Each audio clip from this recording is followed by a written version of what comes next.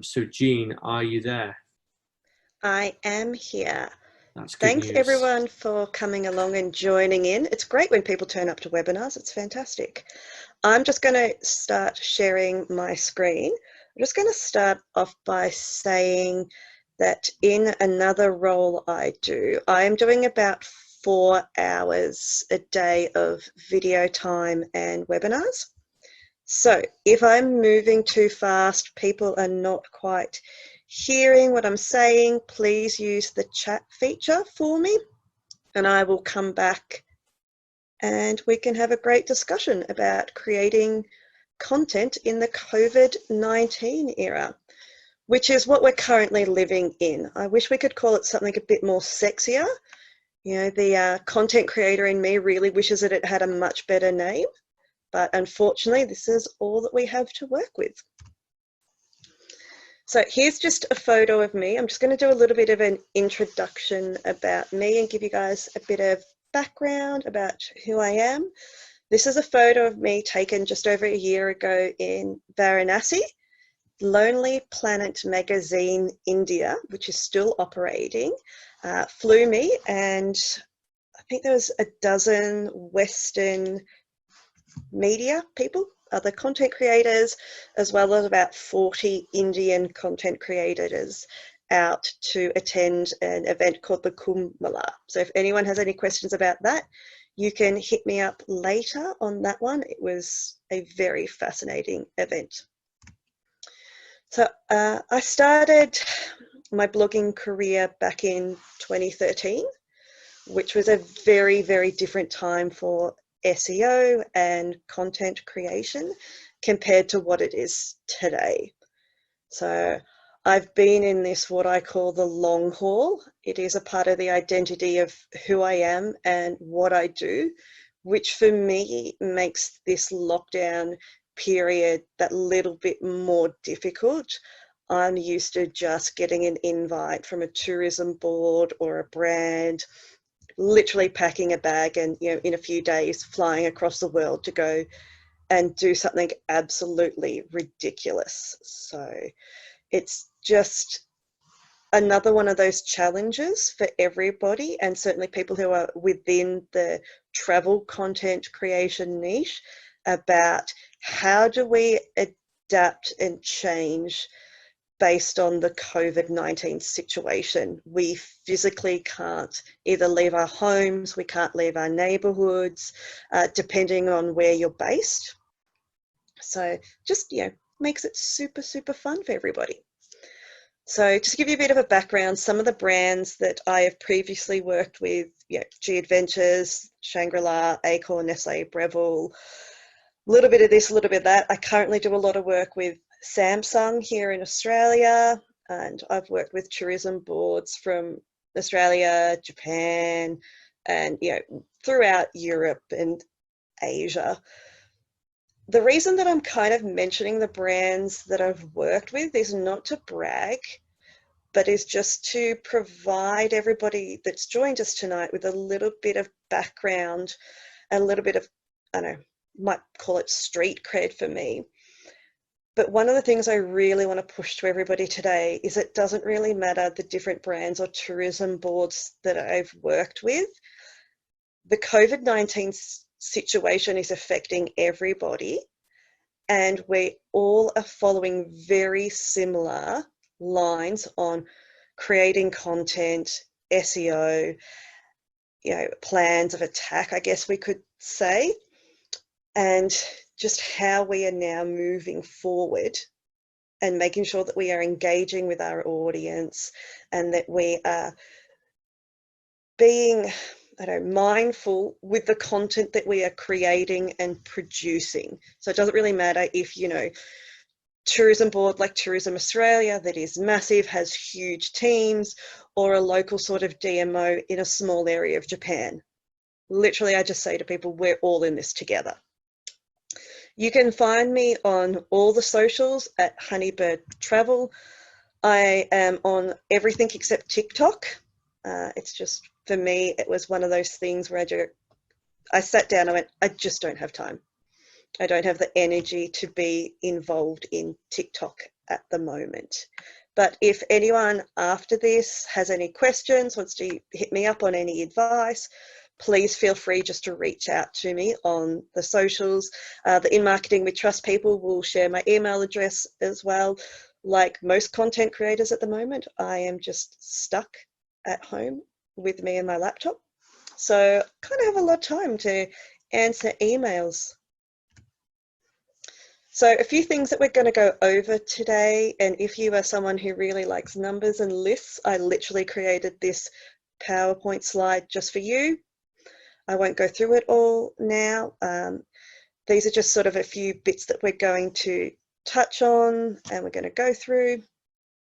And I just know that some people really like to actually see it lined out. Really importantly, another thing I wanted to talk about right now is the things that I won't be discussing today. So I won't be discussing the bare basics of SEO. The bit of assumption that people here will have the knowledge of basic SEO, or if you don't, again, hit me up and I'm more than happy to give some recommendations along the way after we're done. I also won't be delving into keyword research. Again, this is something that you could spend a whole day workshop on and only scratch the top, of the iceberg. Or you could spend a week of it, or like me, have spent 7 odd years trying to really knuckle down and figure out that magical unicorn that is keyword research. It's one of those things that can't be done in just sort of a quick half an hour or so presentation. So one of the things I really wanted to discuss today was how to keep your audience engaged. And we want to talk about it from the comfort of their own lounge room. Everyone is in lockdown. We can't go here. We can't go there. We can't do all these kind of things. Oops. But one of the things that's really important is keeping your audience engaged with the content that you already have in place. So when I talk about that, I'm talking about you've probably got a bank of content that you've already created that is there and that is available for you to use. And we know, I think it was sort of March, probably mid-February to start of March, a lot of content creators saw a huge drop in traffic as people were hearing more about COVID. It was starting to really dominate the news cycle as well. So we've kind of gone through this 5 to 6 week period where a lot of content that's not COVID-19 related has just totally and completely dropped off. Now, anecdotally, I'm hearing from a lot of people, and I'm certainly seeing this myself on my websites, is that people are a little bit overhearing about COVID-19, and we're looking for things like armchair travel. We're looking to explore other options. Maybe we're picking up a skill, or we're looking to expand our knowledge base on Harry Potter or Game of Thrones for trivia nights. We're really seeing some great engagement come from this, at the moment. So now is this really optimum time to say, hey, how do we keep the audience engaged with what we've got without having to invest a lot of time or a lot of money in new content creation? So the thing I really want to push to everybody today is that now is the perfect time to reach out to your audience with the content that you've already created. Another thing I really want to push to everybody at the moment is that this game of content creation, it's a marathon. It's not a sprint. So when you're starting to think about how do I engage the audience that I have, how do I start to capitalize on getting new audience in and engaging with them, again, we know that people can't leave their homes. So, if you're trying to inspire them to get up, leave the home, book travel, or even to purchase a new service, it's a really difficult time to do that in a short time frame. So when we're looking at planning out our content, we really need to look at it going like, I want to be in this and I want my business to be in this for the next 3, 6, 9 months. So it's almost like when you start a new job or you're going for a job interview and they're like, hey, tell me what you're going to achieve in 30 days, 60 days, 90 days, which would be your, well, if you're based in Australia, that's normally your probation period. And when I go to tackle a new content creation plan, that's how I look at it. I go, what do I want to achieve in the next 30 days, in the next 60 days, and in the next 90 days for my content and for engaging my audience? And again, like this time of lockdown, a lot of people are panicking, going, it's not worthwhile investing time and money in creating new content. And I keep on reiterating to people, it's a marathon. The content that you create now may not have an immediate payoff in the next 30 days. It might be a bit sluggish in the next 60 days, but you want to look out past 90 days, 180 days, and really just capture the audience where they are now and your future audience. So one of the things that's also super important when you're looking at doing your content creation plan is, how do you engage your audience now who are locked in at home? And how do you not disenfranchise your audience during this lockdown? Certainly one of the things that we are seeing a lot in the travel community is a lot of clapback on people who are encouraging travel at the moment. So just to give an example, I live about an hour outside of Melbourne in an area called the Macedon Ranges. It's very famous for food, wine, and at this time of year, autumn leaves, or for our American listeners, if we have any, the fall leaves. And there have been a plethora of content creators who have promoted the area that I live in, which is a little bit risky because you go, well, we're asking people not to do any unnecessary travel. It's also the areas that they're promoting to travel to are actually closed. Roads up in my area closed. There are police patrolling and they're fining people, they're turning people away.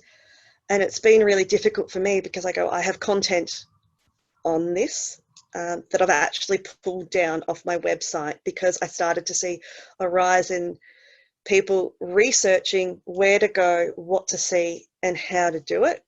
In some ways, it's great. I really enjoyed the traffic. However, what I didn't enjoy was my audience disengaging with me and feeling as if I was not giving them the best experience because I was recommending something that's not here. It's not open, it's not available for people to go into and to experience. And like, I'll be really honest, I copped a lot of slack for an article that I wrote probably 3 or 4 years ago that I've done no promotion on. It's just an evergreen article. People have been searching for it, what to do in the area. There's not a whole heap of content around what you can actually do in my area that doesn't involve like spa treatments or holidaying. So for me, that content doesn't do that great. COVID-19 has seen this content have a slight explosion. And for me, that's actually had a negative effect. It has turned away what was potentially new audience for me, or I've disenfranchised current, readers of my content. So a bit disappointing for me, but such is life, unfortunately. So what I do just really want to reiterate here is that when we're looking at creating content, is making sure that we're doing really engaging content, but we're not advising or encouraging people to go to do things that are not currently legal, which is very difficult because I know in a lot of different countries, and it's certainly the situation here in Australia, that the laws on what you can and can't do change faster than a Google algorithm update. When we want to look at creating content, We want to be really bold, but not offensive. So the photo that you can see at the moment on the left-hand side is a face mask. That's the Instagram handle there. These are selling for $60 each. They do have some level of protection. These are selling out. As soon as the company releases a new mask and it goes up on their Instagram, and that's just a screenshot from their Instagram, they sell out like within hours. So this is just a really good example of a company that's been able to pivot and create a product that the market wants, that is bold but not offensive. You might be wondering about the photo that I've put in here that's on the right-hand side. I actually could not find the cases where people on Instagram have been promoting what are considered offensive or inaccurate products and advertising. So when I say offensive, it's not offensive against what would have been the pre-COVID content rules. So there's, it's not like there's any female nipples, there's no child abuse or any of those things that we would normally as a community say, no, that's not acceptable.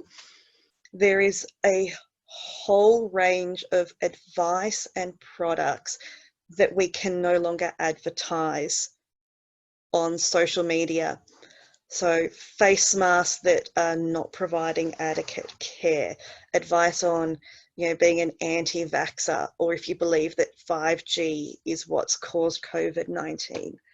We're seeing a really fast snapback from systems. We're talking social media, we're talking Google, where if your content is not factually correct or does not provide the regular level of expert advice, it's being removed.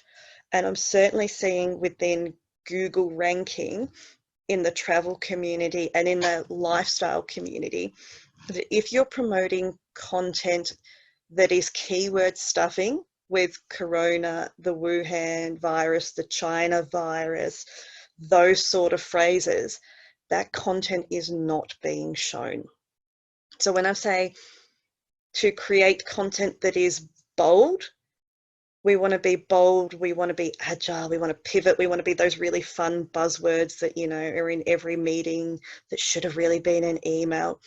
But we don't want to be offensive to the community, and we don't want to anger the Google gods and the social media gods so that, accounts are hidden, shadow banned, or that your content is pushed down on your Google search. This one, I really like this slide, because when we start talking about engaging our audience and being bold but not offensive, this is a perfect time to, in your content, use quotes or high impact statements just to mix it up a bit.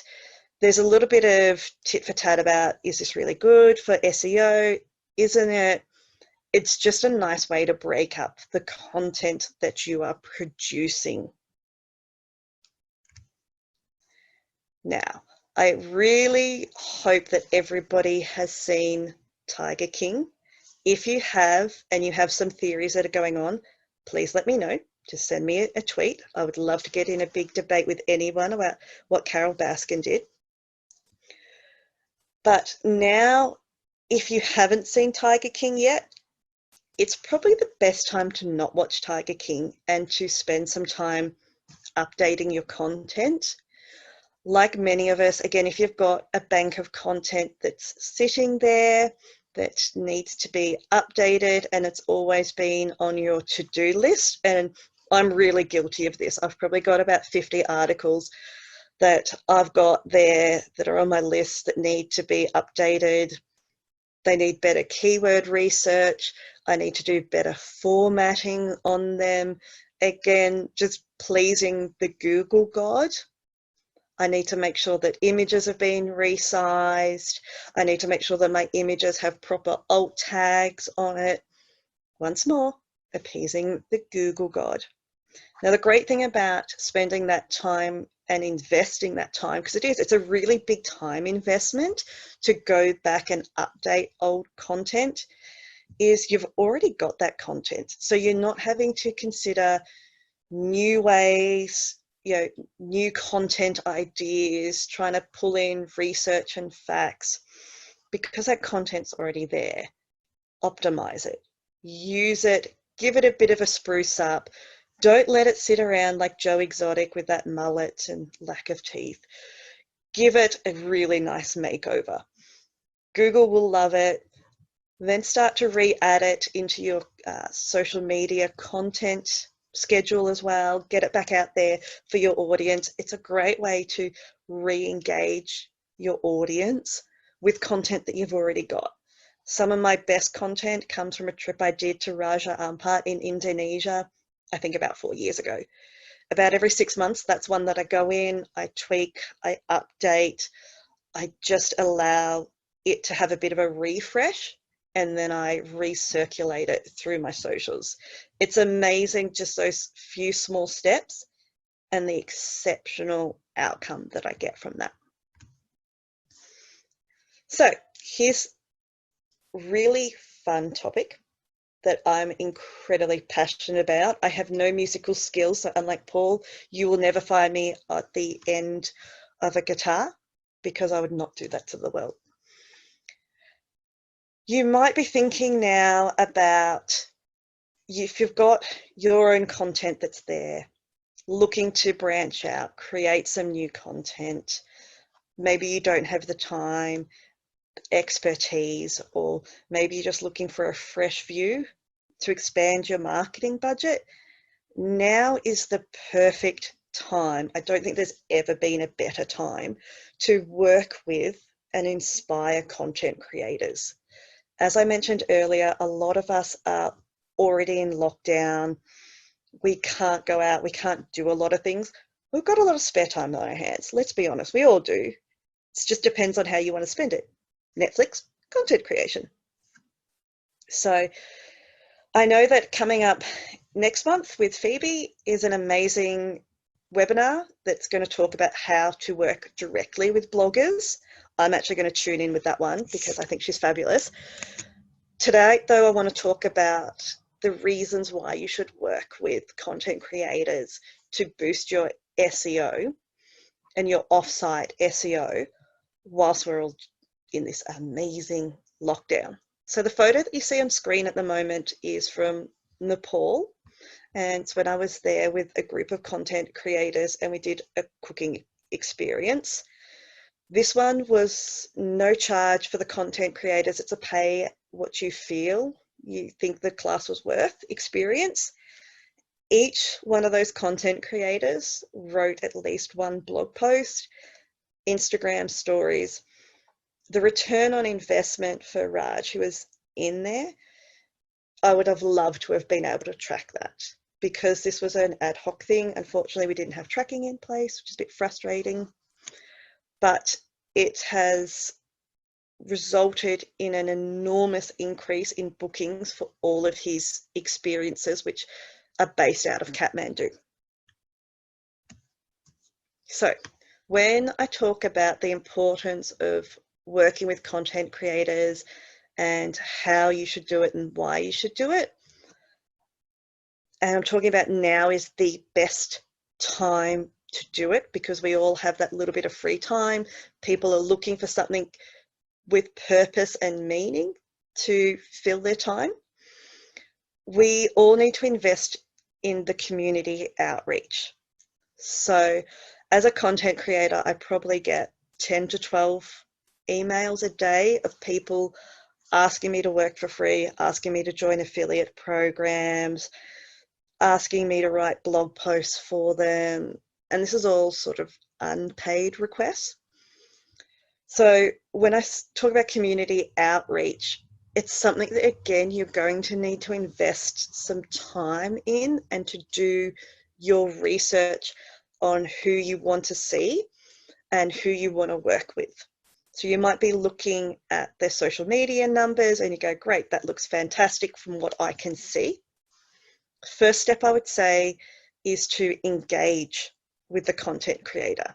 Ensure that you're following blogs, sign up to an email list if they have one, and don't be afraid to do that with, you know, a Gmail account or something that's not actually connected to your brand. What you want to do in this point is to monitor the content that they are creating, and you want to monitor on their socials, Instagram, not just on the grid but also on the stories, Facebook. You don't need to sit there for hours doing it, but you do just want to get a really good feel for who is this person, who are they previously working for, how are they presenting the content to their audience, and is this something that I want to be involved in? So, for example, I don't have children. I don't create any content that deals with children or parental products. I get a lot of outreach as a woman who I'm in my mid-30s, a lot of outreach of people asking me, could I promote their baby product? Could I promote a new mummy bag? It's just such a waste of time for everybody. Had this person done even just a week of monitoring what I produce, you would notice there's no children, I don't have a husband, there's all those sort of things that would just knock me out of the selection criteria if I was applying for that job.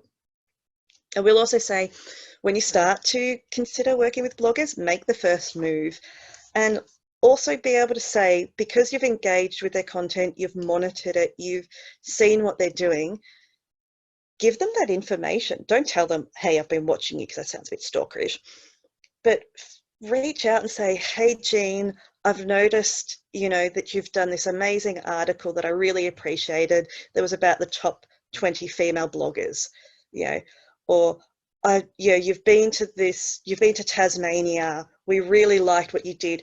We'd like to start the discussion on working together. These little tips will take your email from the delete pile to the, oh, actually, I do want to have that discussion. I'm open to having a negotiation on what I would or would not be willing to do for this brand, because they've taken the time to actually know who I am.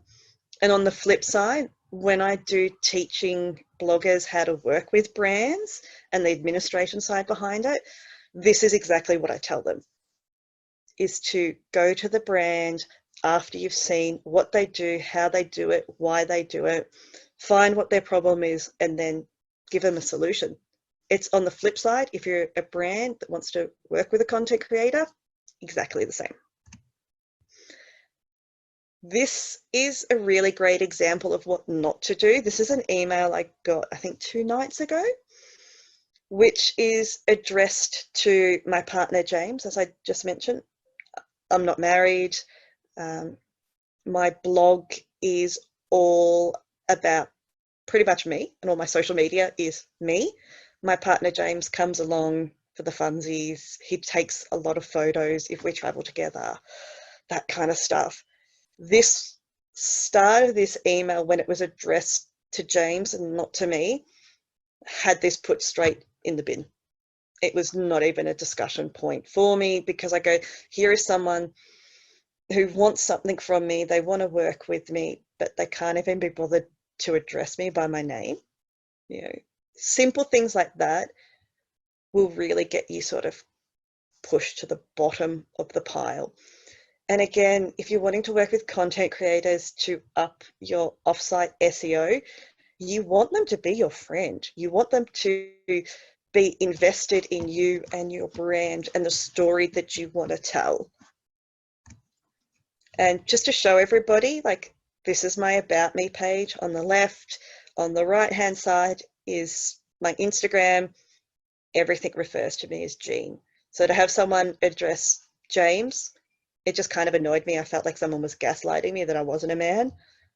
And that just really got to me. And it's a regular occurrence as well. I will just state that it was not just that one person.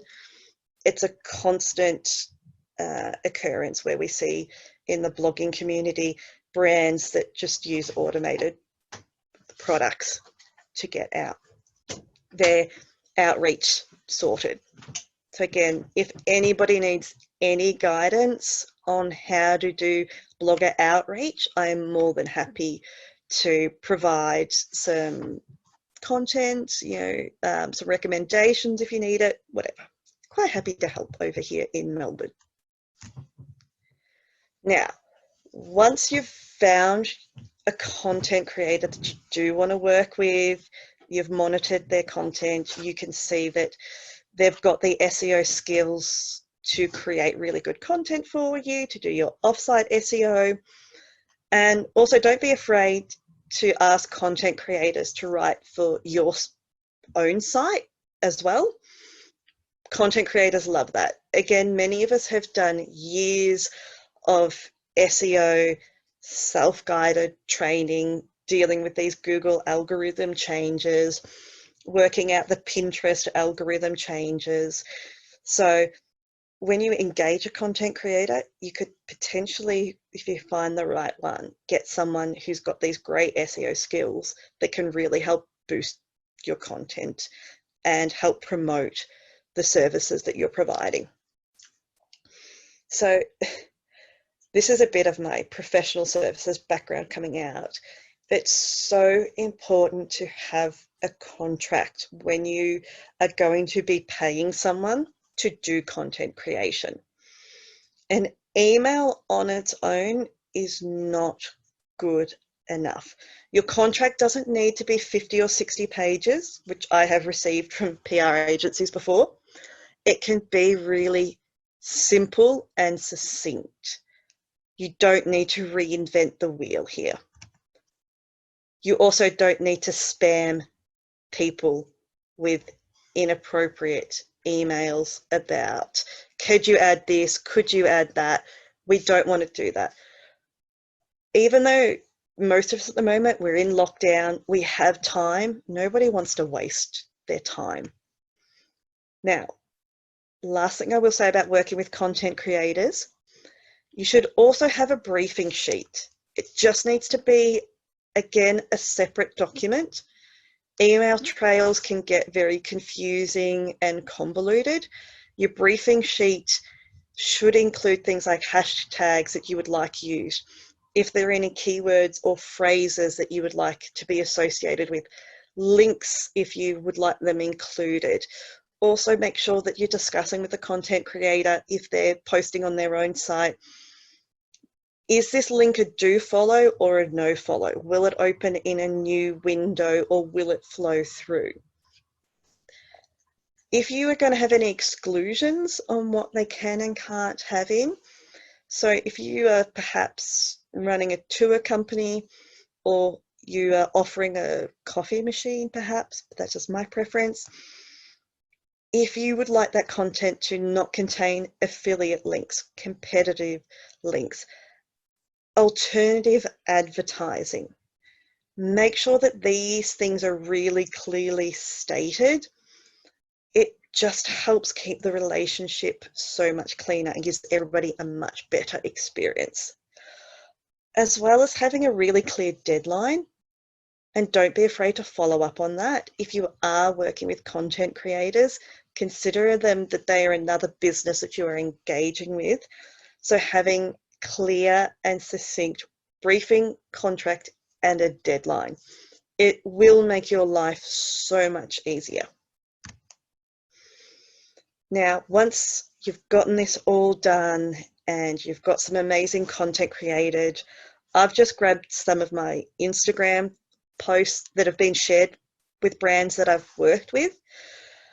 Don't be afraid to share content that someone has created for you on your own channels, whether that's an EDM, that's on your socials. It just gives your content that extra bit of a boost, which is really what we're all after at the moment. We want to see our content at the top. We want to see it boosted around, and we just want to see people engaging with it. So if a content creator that you have engaged with has created really good content, share it. it will also give that content creator a nice, warm, fuzzy feeling, and they will just love you so much more. And those little emotional ties that you can get with a content creator, right? It will just give you this amazing relationship that will expand so much further than the initial piece of work that you've decided to do. Right. I hope that you're not sick and tired of hearing me by now. I know for many of us it is getting a bit late in the evening, but I would be more than happy to answer any questions if anybody has any. So if anyone has questions, thank you for that, by the way, Jean. That was really good overview, deep dive into content and SEO. I certainly learned a lot there. There were some great tips. And I think everyone who's been involved in this knows that creating content is not just really important, but it's a difficult skill. It's hard to make it interesting and engaging, and it's also hard to make it rank. So really good overview there. So in terms of questions, we've got 24 people here. I'm sure we've got some questions, and if we don't, I have some. So just a reminder, if you've got questions, put them in the chat box, and I will ask them, and Jean will answer them. So just while we're waiting for some questions, Jean, do you mind just giving me a quick overview of how you identify the best pieces of content that you want to update on your site? I've started, again, because I am based in the travel niche, I look at seasonal content. So I base my content update schedule around both Australian and European seasons. So at the moment, we're coming into an Australian winter, so my content that I will update and reinsert into my marketing schedule will be around skiing in Australia, as well as I will flip that to the European summer. So I will start to pick up some stuff about like hiking in the Czech Republic, where to get the best coffee in Vienna, going on that basis previously of the two different hemispheres and seasons to work with. Okay, great. Thank you for that.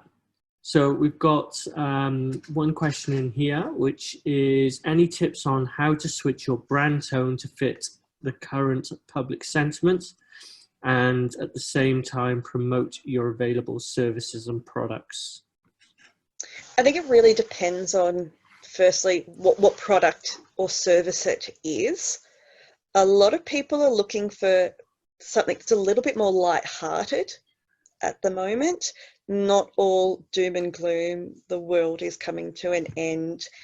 People are really engaging with content that is a bit escapism.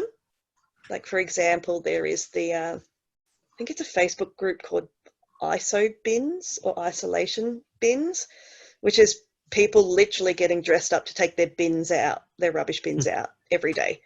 You know, so that is a type of content that we're seeing is performing really well. So I would suggest looking at doing something that is more light-hearted in your content. And again, not going down that really heavy COVID-19, China virus, Wuhan virus type negative content. Yeah. And just to add to that, I mean, something that we've seen working with travel brands as well is just people moving back towards really cause-based messaging and heritage-based messaging, rather than having kind of the full tilt promotion angle going on.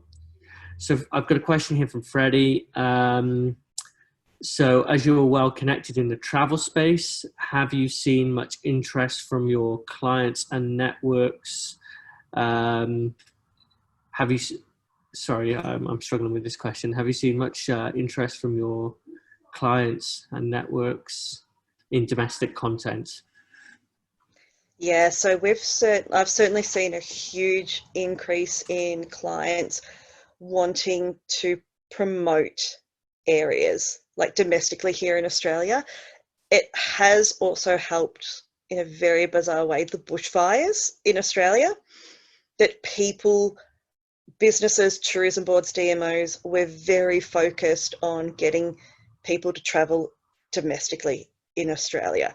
So we're seeing a lot of people investing their time and their marketing spend in this. So I'm seeing quite a few clients who I'm in discussions with at the moment doing marketing spend on Australian-based domestic content. So I'll leave this to you, Paul, and your team, but my understanding is that advertising on social media at the moment is incredibly cheap. So for me, I'm seeing a lot of brands who I've previously worked with asking me to repurpose the content so that they can boost it. Yeah, that's definitely something we're seeing, and I think that advice is spot on. I mean, if you can't do anything that is going to generate direct sales right now, and you're used to running brand activity, that's the stuff that we're telling everyone to keep on, because you've got so much visibility in terms of people are searching more, people are spending more time on publisher sites, people are spending more time on YouTube, a hell of a lot more time on YouTube. Actually, it's 15% up at this point in time. And if we take something like YouTube as an example, the YouTubers' paychecks have halved, because there is obviously, it's a biddable platform, and advertisers aren't bidding, so the CPM has dropped. Therefore, you can get very, very cheap brand advertising going on across Google Display Network, search, YouTube, and even Facebook and Instagram. So it's a great time to be doing brand advertising. So one other question from me, we don't have any more from the audience, but what I will ask is, who are your top 3 content creators that we should watch out for? This one's so much fun. If you are not adverse to some curse words, as I know that not everyone's Australian and swears like a fisherman's wife, there is an amazing, well, I love this guy. He's got a great Instagram account called That's What I Reckon, and he's been doing cooking videos. So he's probably the top content creator that I am loving at the moment. Just out of the blue kind of guy. I believe that he is a comedian, a stand-up comedian, and before COVID-19, of not too much fame, now has just become an international celebrity. In the travel world, Janet Newman, who runs Journalist on the Run, is an Irish-based travel blogger, is pivoting, because I hate that word, but I love saying it, to YouTube, and is just creating amazing content on YouTube. So she's got Journalist on the Run, which is her travel base, but she's also creating a lot of content on how to create content. So using her skills as a content creator to help educate other people on, starting YouTube channels, updating websites, content, Instagram. Funnily enough, last year she did the Trans-Siberian train and got picked up by a Russian YouTuber who has dubbed over all of her videos, has translated them, and this has just resulted in Janet recently hitting 1 million views on YouTube. Other super fun ones, if you just need a little bit of time to relax and not think about the world, would probably be Roxanne, the Tiny Taster. She's from India. She's about 4'9" and does amazing now home cooking, but has also done some pretty epic trips around the world, and has just, until COVID-19, was doing some tour guiding as well. So a lot of content creators have many income streams that they now can't use. So they're just finding unique ways to spend their time. Interesting. Thank you very much for that. So we haven't got any more questions. So just wanted to pick up something you mentioned earlier. You mentioned that you don't have time for TikTok, and that's certainly something we've heard a lot from other people, and speaking to people at YouTube and Google, that's something that they've heard a lot as well. And I know, I think this was announced earlier this month that YouTube is going to be creating a rival product to TikTok, and I'm trying to remember the name now because this is off the top of my head. Shorts is the answer to that one, I think. And it's going to be basically it's going to allow people who are already posting on YouTube to, if they're using stories, it's going to be a similar format, very similar format to TikTok. So the aim, I guess, is to try and keep people who are already in YouTube from moving across to TikTok and have that same format there. So hopefully that should kind of help out some influencers and content producers. I think it will. I think there'll be a lot of content creators on YouTube who will use that rather than try to another community and investing the time in generating more content. Awesome. Well, unless we have any other questions, I am going to wrap up and say thank you very much, Jean. It's been awesome having you join us here today. Super insightful talk. Everyone, we'll send Jean's contact details across. Please follow her on Twitter. Take a look at her website. Follow her on Instagram. And hopefully everyone can join us for the next couple of events. We've got a couple lined up in May, I think May the 6th, and then later in May. I'll circulate those dates. And we've got a really strong pipeline of great speakers coming in over the next 2 or 3 months. So please stay in touch, sign up to the next events, and like I said, bring a friend, and also if you want to speak, put your name forward. So thank you everyone for attending, and hopefully see you all next time. Thank you everyone. Thanks. Bye. Bye-bye.